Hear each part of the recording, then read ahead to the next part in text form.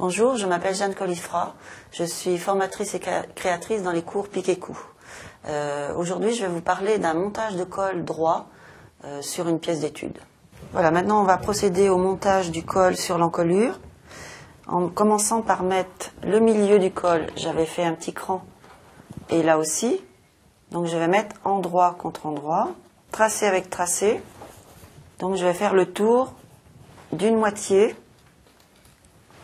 en respectant bien le tracé. C'est plus précis, surtout quand on n'a pas l'habitude. Je fais correspondre ce petit repère avec la couture d'épaule. C'est marqué sur tous les patrons en général. Donc je fais le tour et en principe, je dois arriver au milieu, la ligne du milieu qui a été symbolisée comme ça. La ligne de milieu du patron, le milieu devant, et la ligne de croisure, là où ça sera replié à l'intérieur. Mon col, lui, il est prévu d'arriver juste à la ligne de milieu. Voilà, je vais mettre une épingle. J'ouvre le col, comme ceci, pour vérifier que la couture arrive bien sur la ligne de milieu. Comme ceci. Je vais faire l'autre moitié. Je vérifie que le repère de l'épaule arrive sur le cran. Comme il y a un arrondi dans un sens et un arrondi dans l'autre sens, c'est quelquefois difficile de mettre les deux arrondis inversés en respectant le tracé. Et c'est pour ça que c'est bien utile d'avoir un trait. Et on arrive, comme de l'autre côté, jusqu'à la ligne de milieu. Voilà, on va piquer cette première partie. Alors il faut veiller à ne pas prendre la partie du dessous du col, en dépliant bien, en posant à plat sous la machine. Je ne vais pas faire de point d'arrêt puisqu'il y aura un autre passage à la machine tout à l'heure. Donc je suis pour l'instant le tracé en allant tout doucement puisqu'il ne faut pas qu'il y ait de plis en dessous. Je regarde toujours en dessous ce qui se passe. Je vais doucement. J'aurais pu le bâtir aussi. C'est surtout difficile au niveau du passage de l'épaule. Pas de pli en dessous. Et j'arrive à l'autre bout. Je déplie le dessous du col pour le prendre dans la première piqûre. Voilà, je ne fais pas de point d'arrêt pour l'instant. J'enlève le tout. Alors on voit bien que le col arrive sur cette première ligne du milieu du devant. La croisure, puisqu'on l'a prévu comme ça, il aurait pu arriver jusque là aussi.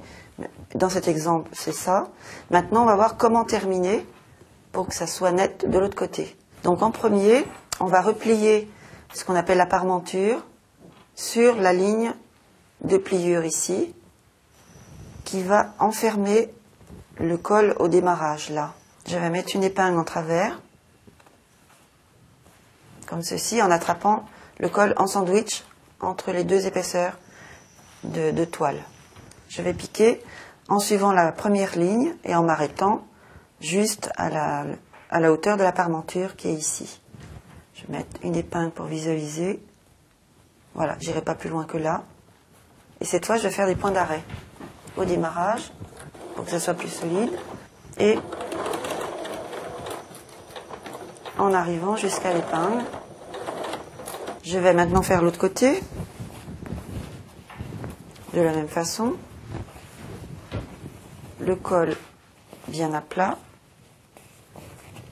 Je replie sur la ligne de croisure. Donc j'épingle comme tout à l'heure en enfermant le col entre les deux parties.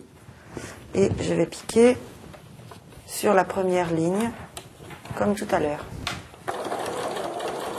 Avec point d'arrêt. Voilà. Voilà, les deux côtés sont faits.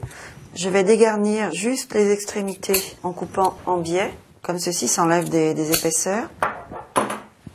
Je vais retourner sur l'endroit. Voilà le col. Je peux ressortir avec une épingle pour que la couture soit respectée d'un côté et de l'autre.